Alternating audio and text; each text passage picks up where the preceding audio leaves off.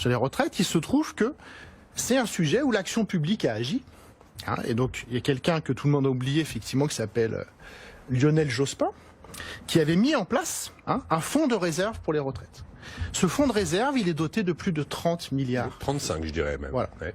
Mais il y a des engagements qui fait que bon. D'autre part, les systèmes de retraite complémentaires ont eux aussi des fonds de réserve. Et le président du Conseil d'orientation des retraites, qui est censé être quand même la personne qui connaît le mieux l'état des retraites en France, nous dit ces fonds de réserve, leur total c'est 116 milliards d'euros.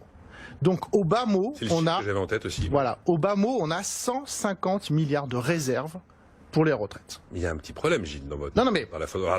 Continuez. Et alors, j'ai pas fini. Qui se souvient de la CADES? Moi.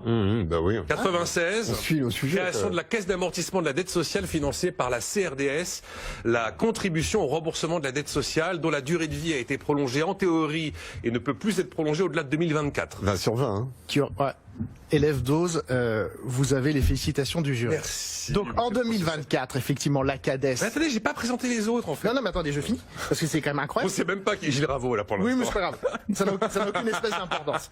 Parce que ça, c'est une chose, l'information chacun peut vérifier sur Internet facilement. Donc la CADES, effectivement, aura fini de rembourser la dette de la Sécu en 2024 et dégagera au minimum encore 24 milliards d'euros. Le président de la CADES... dégagera 24 milliards. Mais oui, d'euros.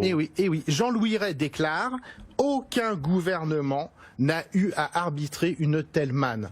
Donc ce que ça veut dire, c'est qu'en fait, et donc c'est là qui est quand même sidérant, je suis désolé de décevoir tout le monde, mais en fait il n'y a pas Les milliards de sont là. problème de Les financement milliards sont des retraites, et je pourrais continuer longtemps comme ça en expliquant qu'avec une politique d'emploi un peu moins débile, en créant des emplois et en augmentant les salaires, on finance les retraites mais hyper large. Et pourquoi ? Parce qu'il y a eu plein de réformes des retraites. Oh là, oui. Et qu'en fait, les gens qui arrivent à la retraite aujourd'hui le constatent. Les retraites ont vachement baissé. Et en fait, le vrai problème des retraites, c'est la pauvreté des vieux, qui va arriver de façon évidente dans les prochaines années. Qui n'est pas massive aujourd'hui. Qui n'est pas du tout massive aujourd'hui, massive qui est la aujourd'hui. plus grande réussite de l'histoire sociale de la France.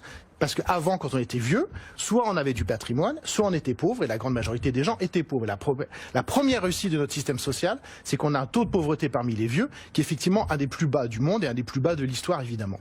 Mais demain, avec la dépendance, les amis des EHPAD qui se gavent et qui vous coûtent 2000 ou 3000 euros par mois, etc., on va avoir un énorme problème social qui va être la pauvreté, en fait, des vieux, des gens, des parents, les enfants qui vont devoir revendre la maison qu'ils ont mis 20 ans à acheter pour payer la dépendance de mamie, papy, etc. Donc c'est ça le vrai souci.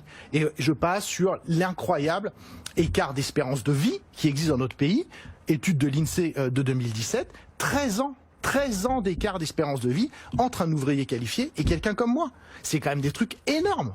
Donc pourquoi on parle pas de ça et pourquoi on nous gave une fois de plus avec un problème monétaire qui, je suis désolé, n'existe pas ?